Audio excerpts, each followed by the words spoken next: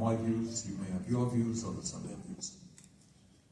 But I can tell you that for the last many, many decades, a lot of people in this country have been trying to do their best, Democrats, Republicans, independents, to try to overcome the deep-seated bigotry, which we have always had. Other countries have always had, tribalism.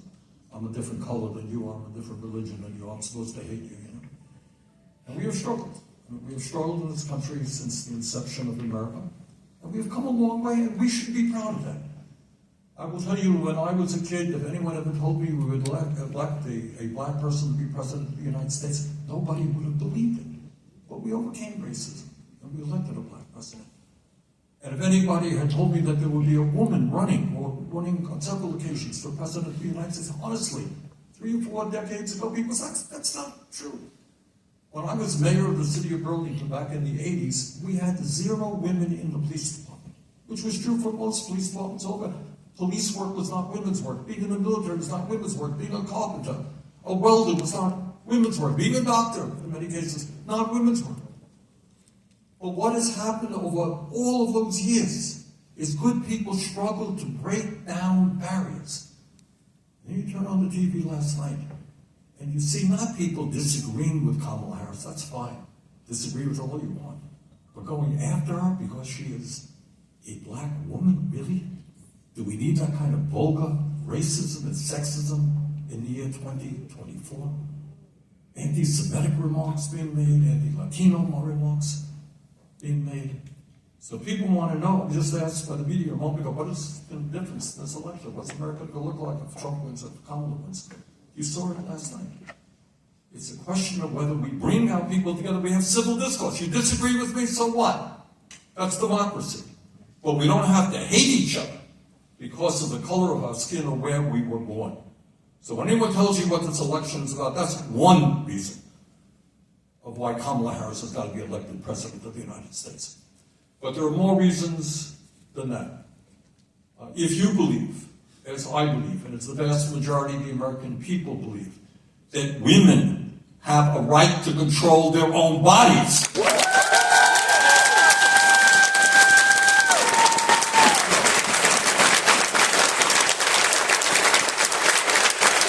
Kamala Harris has to be elected president. She has spent her whole life fighting for women's rights. Trump, on the other hand, boasts, he's very proud of the fact that he appointed 3 right-wing Supreme Court justices who overturned Roe v. Wade.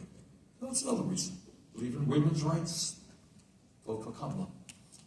Now, another issue that has not gotten the kind of discussion that I think it deserves in this campaign is the fact that the scientific community overwhelmingly understands that climate change is real. It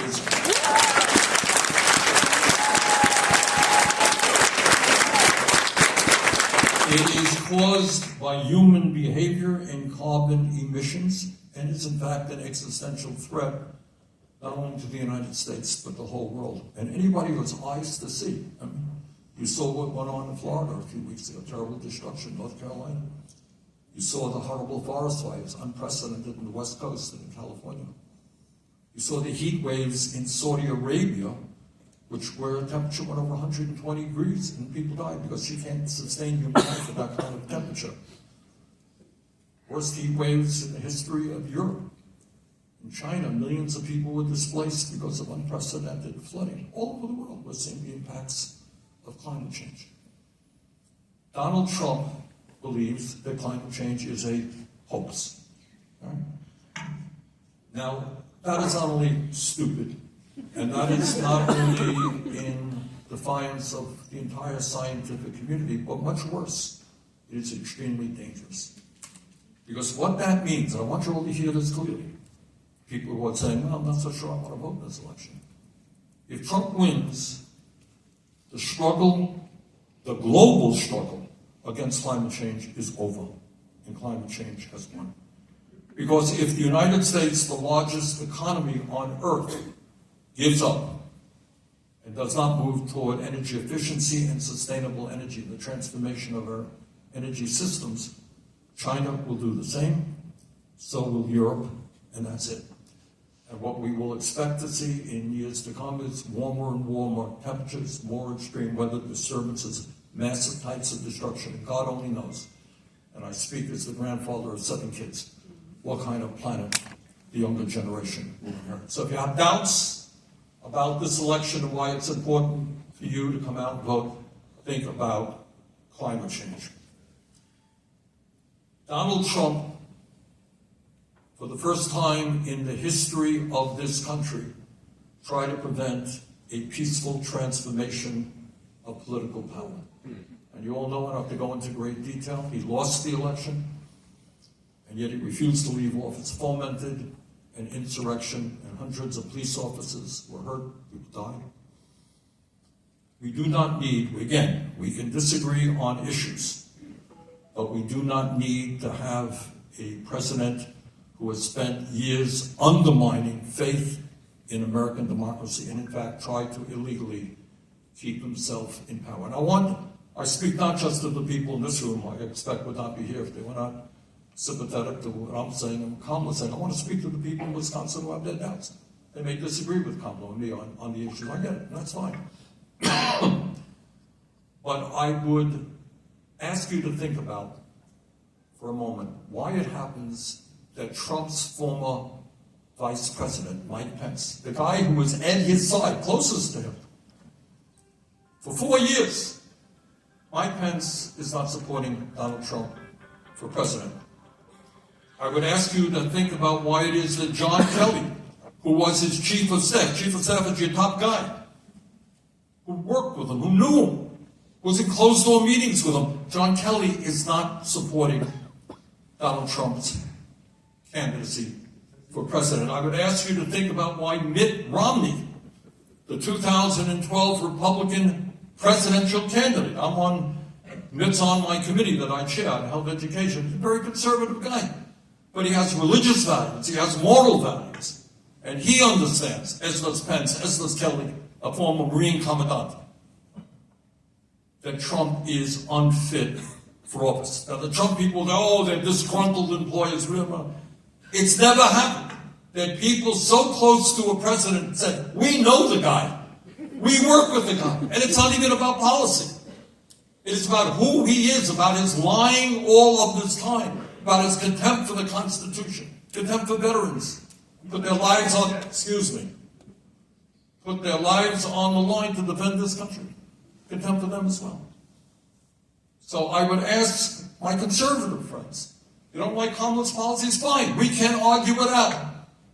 But even somebody as conservative as Liz Cheney understands that we have got to maintain the democratic structure in this country and not move to authoritarianism, not move to divisiveness, not move to the kind of hatred that Trump's people are fomenting. But it's not just all of those reasons. There are good reasons why we should be voting for Kamala. I'll give you just a few. Right now in America, sadly, and Democrats deserve responsibility for this as well. I'm standing before you, by the way, as the longest-serving independent in the history of the United States Congress.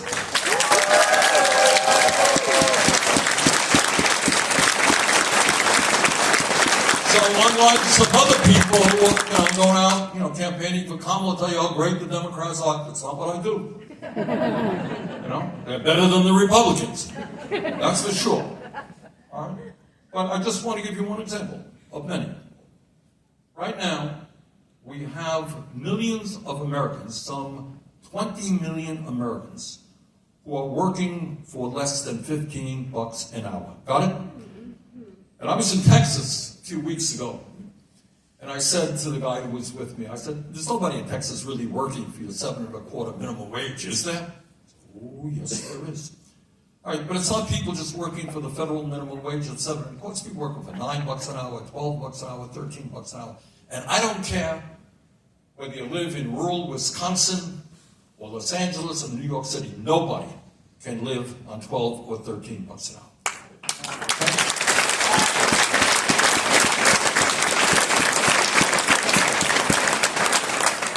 Some of you may recall a couple of weeks ago, Trump did a photo opportunity on outside of the McDonald's. You remember that? He loves McDonald's workers. They're the greatest. Fine. And when he was asked by a reporter, he said, Mr. Trump, what do you think about raising the minimum wage? Oh, I love McDonald's reporters. Mr. Trump, you're going to raise the minimum wage? I love McDonald's reporters. He wouldn't answer the question. You know why? Because he's not going to. He doesn't believe that we should raise the horrifically low $7.25 an hour federal minimum wage. Well, Kamala Harris disagrees. She thinks we should raise that minimum wage to at least $15 an hour.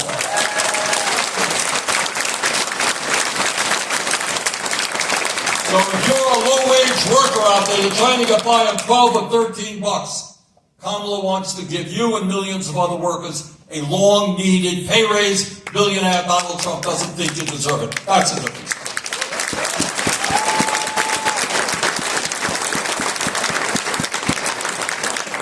Now, I believe very strongly, and I've worked with the trade union movement in this country.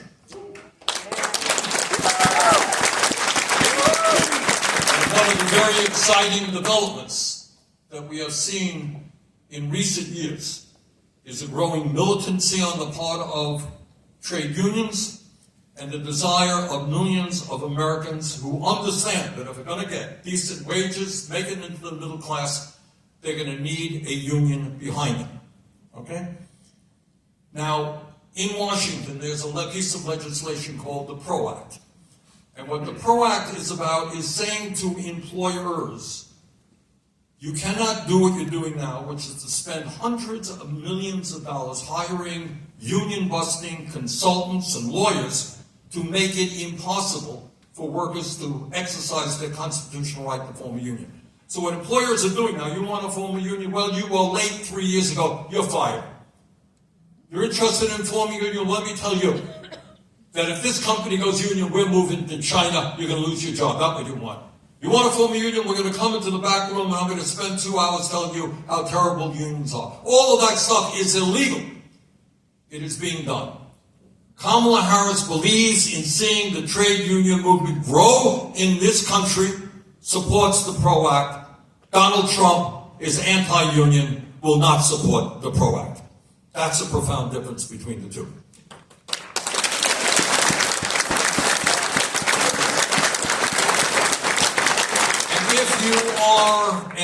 If you're a worker in America, there is a good chance that you're supplementing your normal income with time and a half from overtime. Millions of people are paying their bills working overtime.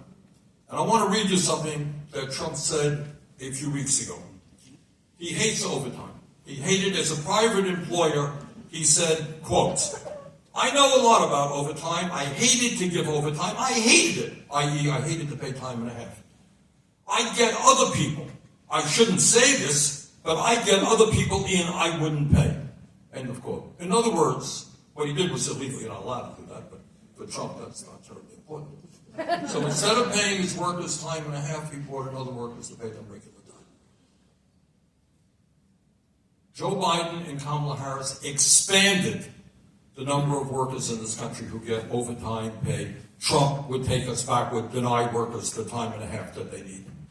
That's a difference in terms of why you should be voting for Kamala Harris.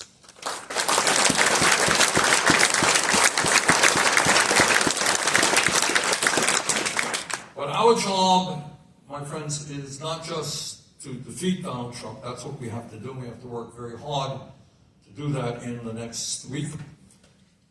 And our job is not just to elect Kamala. Our job is to have a vision for where this country will go. And that does not end with the election of Kamala. It begins with the election of Kamala. Let me give you a few examples.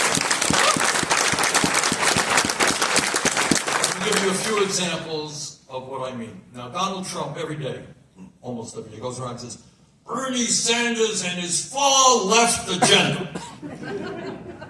So I'm going to take a moment to tell you about this so-called far-left agenda, which the vast majority of the American people support. Okay?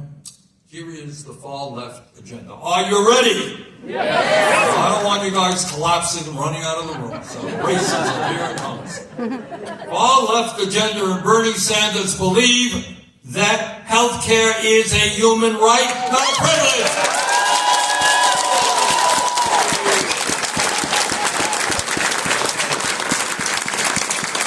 I see we got a lot of far leftists here already, huh? And what I believe, and the vast majority of Americans believe, is that our current healthcare system is broken, it is dysfunctional, it is absurd that we are spending twice as much per person on healthcare as the people of any other country, while 85 million of us are uninsured or underinsured. Now here's something you don't see on TV, you don't hear much discussed in Congress. There are reasons for that, we'll get into.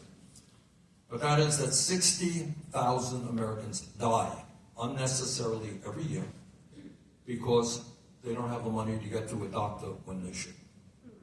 Think that's what America is supposed to be about? No. I don't. So what we have got to do is to do what every other major country does. I live a half hour, an hour away from Canadian border. You end up in Canada, major operation, you're in the hospital for a month. You know what your bill is when you come out? Anyone know? Zero. You know, I was 3 weeks ago, so I was in Washington talking to some guy from Denmark, and I said, you know, what happens to you when you go to the doctor? He says, sign a name. You take out your wallet? No. What happens when you go to the hospital? No, go to the hospital. What happens? So, and that's the rule, because people understand that whether you're rich, you're poor, you're young, or you're old, you're going to get sick. Right? You're going to have babies. You're going to become ill at the end of your life. Healthcare is a right. So when you talk about the far left agenda, the vast majority of the American people understand the current healthcare system is broken. We have got to, in my view, move to a Medicare for all single payment.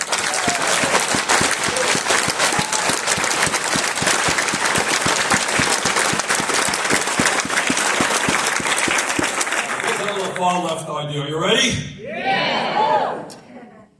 You are paying by far the highest prices in the world for prescription drugs. I have made 2 trips over the Canadian border, one from Vermont, one from the Midwest, and we bought medicine for 1/10 the price, same exact medicine, same bottle, same company, 1/10 the prices we paid in the United States.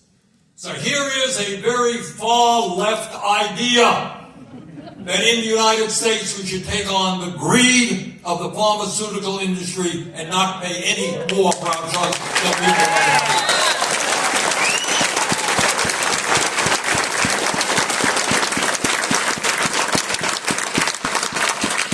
Here is another far left idea only supported by 85% of the American people. And that is that while we move toward Medicare for all, the very least that we can do is expand Medicare to cover home health care, dental care, hearing aids, and eyeglasses.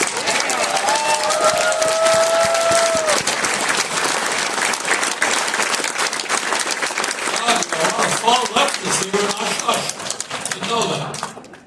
Okay, and here's another far left idea. I'm rolling them off here. It's a wild and crazy audience. In the House of Representatives, about 80% of the Republicans there have signed on to legislation that in one way or another would cut Social Security. Got it? Wow. Now, I just learned this. I should have known this because I'm chairman of the committee. But it turns out, this is unbelievable but true, that in America, 25% of seniors, people 65 or older, are living on incomes of $15,000 a year or less. And I want you to think about how anybody in this country, let alone a senior, lives on $15,000 or less. About half of seniors are living on $30,000 or less. Now, given that context, our Republican colleagues in the House, they want to cut Social Security, raise the retirement age, cut the COLA benefit, or whatever it may be. So I have a slightly different idea, and that is that instead of cutting Social Security, we should expand Social Security benefits.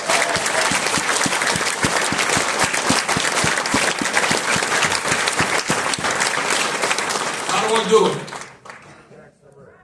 How do I do it? Easily. What's the way that you expand Social Security benefits and extend the life of Social Security? Anybody know?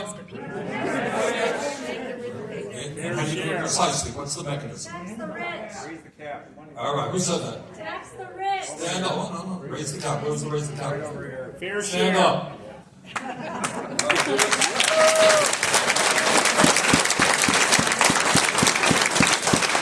Give us a major speech on the issue. All right, let me do it. All right. The gentleman is right.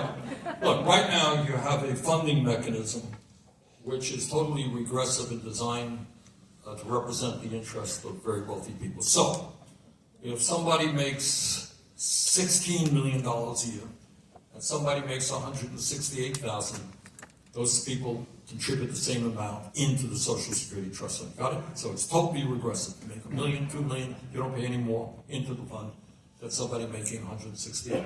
If you lifted that cap and started at $250,000, you could raise Social Security benefits by $2,500 a year and extend the life of Social Security for the next 75 years. How's that?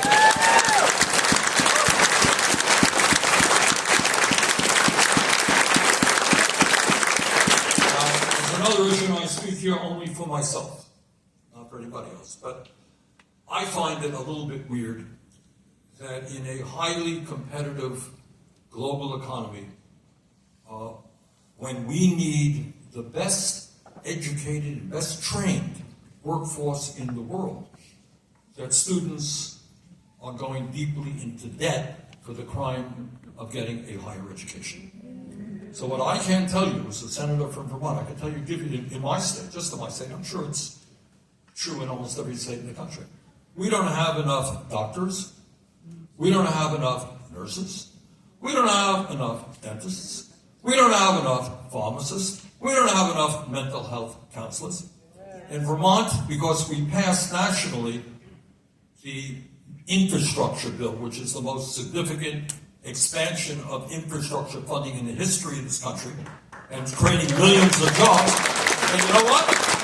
We don't have enough steel workers. We don't have enough welders. We don't have enough plumbers. We don't have enough carpenters. We don't have enough construction workers.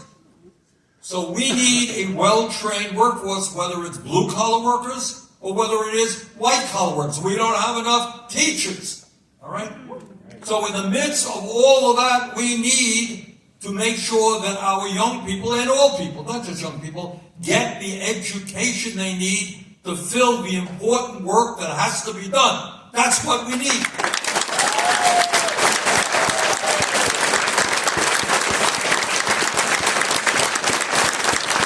And in order to do the important work that this country desperately needs, you should not have to go $50,000 or $100,000 in debt.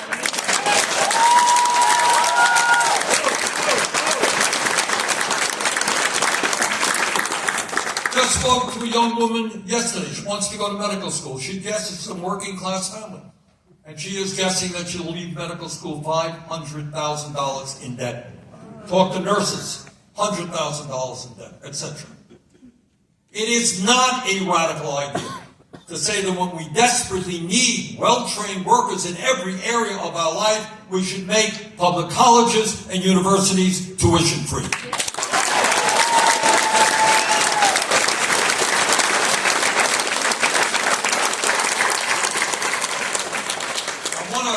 Moment to tell you what most other elected officials don't tell you. And that is what is going on in the economy today. People take cheap shots at each other. Republicans blame Democrats, Democrats blame Republicans. Let's look at what's been going on. Over the last 50 years, 50 years, because everybody here knows, there has been a huge increase, a huge revolution in technology, and a major increase in worker productivity. We all agreed on that, right? Yeah. So if you're a worker today, you are producing, you're far more productive than somebody doing a similar type job 50 years ago.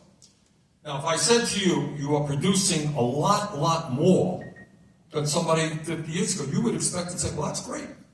I'm obviously making a lot more money. Or maybe because I'm producing a lot more, I'm working fewer hours. Right? Wrong. That's what you believe. You're wrong.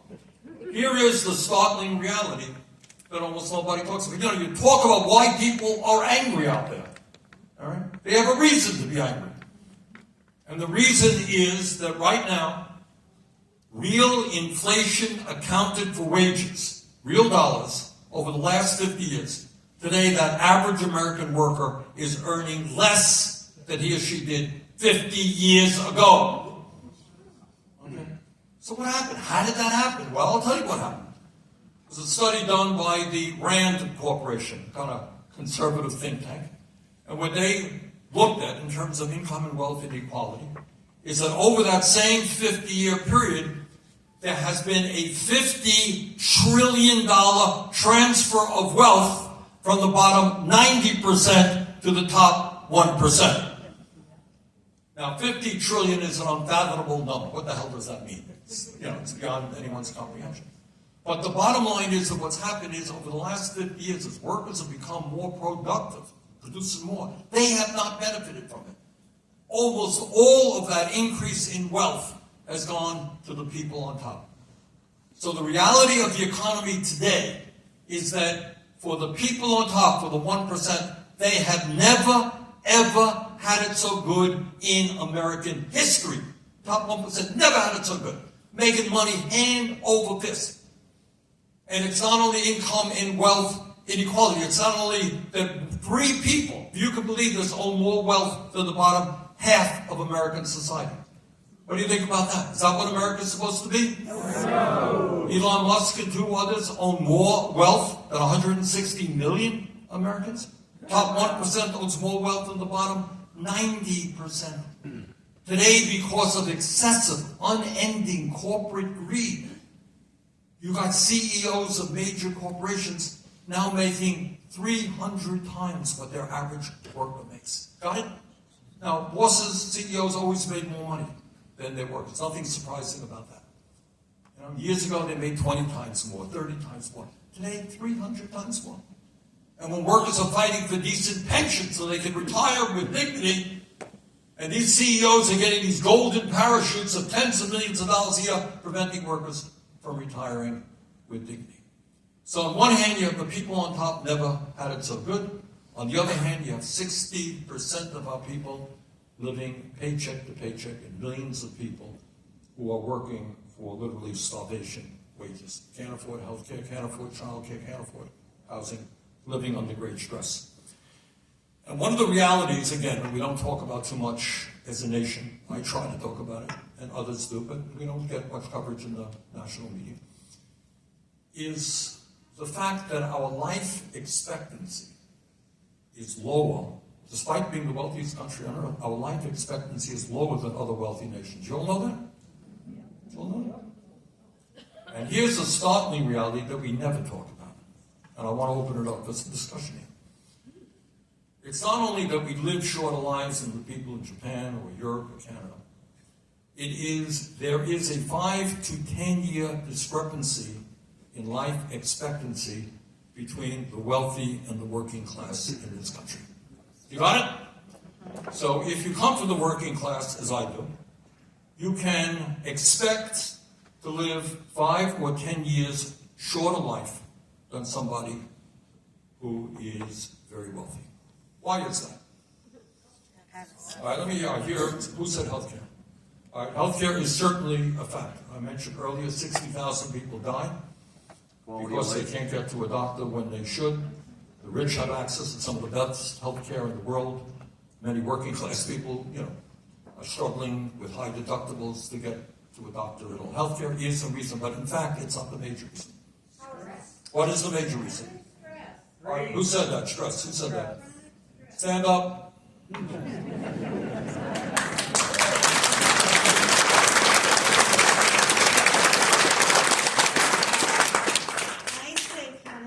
Chronic stress because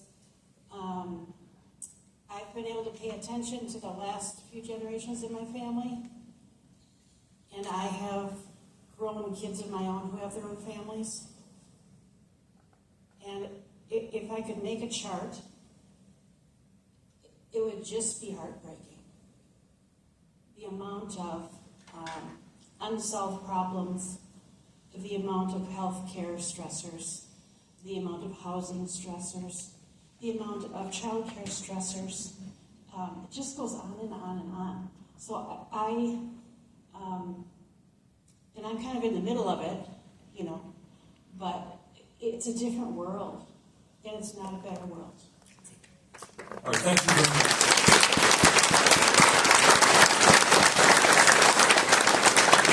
Who wants to add to that? Food quality. Stand up. Food quality. All right, let's hear the 2-hour speech on Here it. you go. All right, the 3-sentence speech. The better the food is for you, the higher the price is Good. for it, and the less affordable it is for the majority of people. And what is the food industry doing to our kids? Poison. We're going to have a hearing, I think on December 5th, I'm chairman of the committee that deals with this stuff. We're going to have the head of the FDA in before the committee to ask them why we are not putting proper labels on food so the parents know what their kids are eating, sugar and processed food and all that stuff. Because you're right, what the food industry has done has contributed to the fact that we have an epidemic in childhood obesity, and then we also have an epidemic in diabetes, which is a terrible disease, which costs us hundreds of billions of dollars to deal with. Okay, you're right. And if you want to eat good quality food, if you want to eat organic food, it is very, very expensive. Junk food is less expensive. Very important point. All right, stress. Workers, what's going on in workers' lives? Who has thoughts? Don't be shy. Clean water access. Stand up. Let me get, who else? I'm sorry. Clean water access. Clean water is obviously very important. Housing. What about, all right, what about, I spoke yesterday, 2 days ago in Erie, Pennsylvania.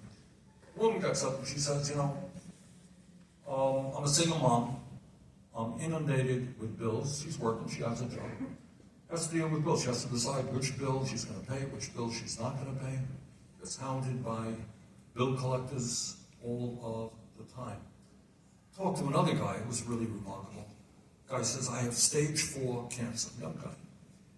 And he said, you know, I won $200,000 in debt. I'm working with other cancer patients.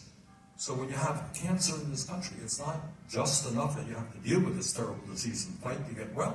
You got to worry about whether your family is going to go bankrupt as a result. Think that's stress? Believe me, that's stress. So if you're a working person out there and you're making $12 an hour and you have a kid, $13 an hour, what happens when your car breaks down? You tell me. What happens? You lose your job. So you got an old car, breaks down, you can't afford to get it fixed, and if you don't get to work, you're going to lose your job. If you're living in a rental unit and the landlord says, Mrs. Jones, I'm going to raise your rent by 20%, you don't have that 20%, you have to find another apartment, you have to take your kid out of school. I think that's stress. Somebody in the family gets sick and you have a $10,000 deductible, you can't afford to pay it. What do you think that's like? If you feel really sick and you say, I should go to the emergency room, but somebody told me the last time they went to the emergency room, somebody just told me the other day, went to the emergency room, came out with a bill of $10,000. All right?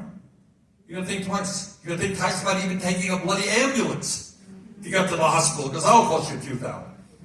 All right? That's called stress. And you go through that day after day, year after year, you know what it does? It wrecks your body, and it wrecks your mind. And we have an epidemic of mental illness in this country as well. So the struggle that we are fighting for, despite what Trump and his friends may think, is not a radical idea. And no one's going to create utopia, no one's going to make sure that everybody has a wonderful life. But we can eliminate a lot of those stresses, all right, to make life a little bit easier, to literally give people the opportunity, I can breathe. All right? What does that mean? Think what it would mean in America if when you got sick, you didn't have to worry about the bill. You went to the doctor, and you didn't have to worry about whether you could pay the bill or not. If you ended up, God forbid, in the hospital, you don't have to worry about your family being bankrupt. Think about what would happen if we had a minimum wage in this country that was a living wage, so people do not have to work 2 or 3 jobs to pay the bills, what that would mean to their lives. Think of what America would be like if everybody said, you know, I'd love to get an education, I want to move up in the world. I'd like to be a teacher, I'd like to be a nurse, whatever I'd like to be. And you don't have to worry about spending huge amounts of money to do that. So what we are fighting for is not only radical, it is what exists in almost every major country on earth. This is not radical stuff. Other countries guarantee health care to all people. Other countries pay a fraction of what we pay for prescription drugs. Other countries do not have huge numbers of people sleeping out on the streets because we don't have the kind of affordable housing. Other countries don't have kids $100,000 in debt for the crime of getting a higher education. We can do better. And the challenge that we face, again, going back to Madison Square Garden last night, what demagogues always do is try to divide us up. Based on your religion, sometimes they're anti-Semitic. Sometimes they're anti-Muslim. Based on your gender, they're anti, what we heard last night was vulgar sexism. You know, she's a woman, should she really be president of the United States? And sometimes it's where you were born, you speak another language. Divide, sometimes it's, you know, your sexual orientation, you're gay, oh my God, end of the world. Divide, divide, divide. Because they understand one fundamental truth. That if we bring our people together around an agenda that works for all of us and not just the few, we can transform this country.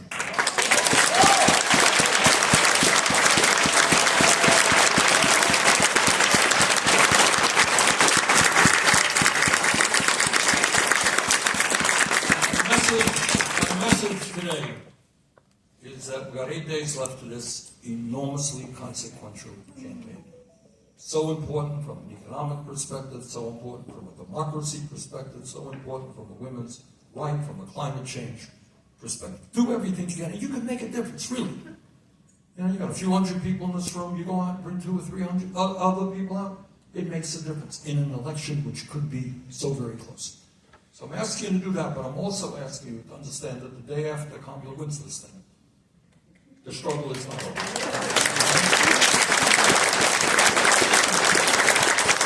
By the way, I'm also asking you while I'm here, please re-elect Tammy Baldwin to the U.S.